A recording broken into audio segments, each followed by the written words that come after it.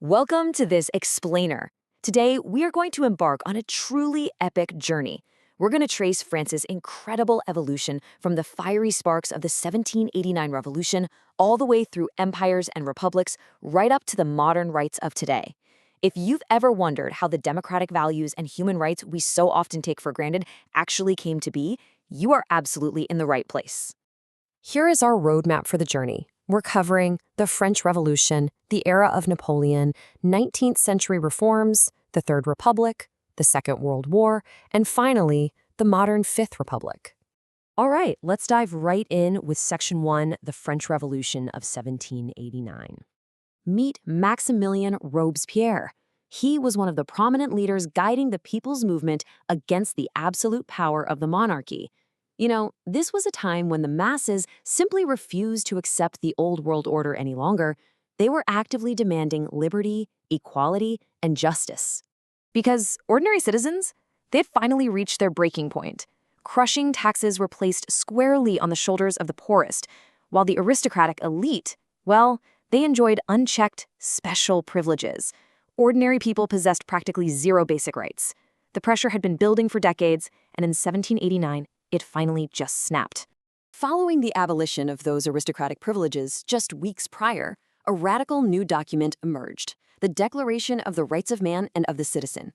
It cemented a world-changing idea, which is that human freedom isn't a gift from a king, but an inherent right. It boldly proclaimed that all humans are free and possess equal rights. That was a concept that literally sent shockwaves across the globe. Moving right along to Section 2, the era of Napoleon. By 1804, the Revolutionary Republic had transitioned into something entirely different. Napoleon Bonaparte, originally a brilliant military commander of the French Republic, went ahead and declared himself emperor, officially shifting France into the First Empire. But you've got to remember, he wasn't just a military conqueror expanding his empire across 130 departments. He fundamentally modernized the nation's administration. In 1804, he established the landmark Civil Code, exporting French administrative and legal influence all across Europe. And honestly, that's a legacy that far outlasted his military conquests. That brings us to Section 3, 19th century reforms. By 1848, the nation reached another boiling point. Massive crowds once again took to the streets, demanding profound political reorganization to fundamentally reshape their destiny. Over just a few decades, governance shifted wildly. We're talking from Napoleon's empire in 1804, back to a constitutional monarchy in 1815, and then erupting into the Second Republic in 1848. It was a relentless tug-of-war between autocracy and democracy. And the 1848 revolution wasn't just a change in government titles. It triggered tangible social progress. In a massive leap forward, it introduced universal male suffrage, regardless of property ownership, and enacted the definitive, permanent abolition of slavery across all French territories. Next up is Section 4, the Third Republic, spanning from 1870 to 1940.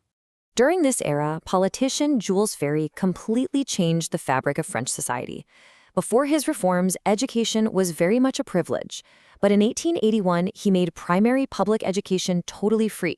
And the very next year, he made it mandatory for all children up to age 12. He essentially democratized knowledge forever. Then came 1905, establishing a bedrock principle of modern France, laïcité. This enforced the strict legal separation of church and state. It ensures the government remains entirely secular and neutral, meaning it offers no financial support or control over any specific religion. Fast forward past the devastation of World War I to 1936 with the election of the Popular Front. They introduced unprecedented improvements for everyday workers, paid leave for vacations, a maximum 40-hour workweek, and, breaking incredible new ground here, the appointment of the very first female ministers. Now we enter Section 5, the Second World War, from 1939 to 1945. When France fell under German occupation, a new leader emerged. Charles de Gaulle stood as a powerful symbol of defiance. From exile, he led the secret French resistance against the occupying forces, coordinating efforts to sabotage the enemy and keeping the very hope of a free France alive. These were truly France's darkest years. The era was marked by immense suffering, most notably the horrific tragedy of the Holocaust, alongside a brutal Nazi occupation. This nightmare only ended when Allied forces successfully fought to liberate the country in 1944. Connecting back to those voting rights we talked about in 1848, remember how that was only for men? Well, it wasn't until the liberation in 1944 that French women finally achieved this fundamental democratic right. The sheer scale of women's participation in the resistance made denying them the vote any longer completely impossible. Finally, we arrive at Section 6, the modern Fifth Republic, from 1958 to the present. This modern era immediately faced a massive geopolitical reckoning, the complex end of the French colonial empire. Between 1956 and 1962, numerous African nations claimed their rightful independence. This period culminated in 1962 with the end of the deeply painful and bloody Algerian War, marking a profound shift in France's global footprint. And so, centuries of struggle finally culminated in sweeping modern rights. In 1975, Simone Weil championed the legalization of abortion. In 1981, Robert Badinter pushed to abolish the death penalty. And in 2013, the legalization of same-sex marriage marked another vital step forward for equality. I'll leave you with a vital question.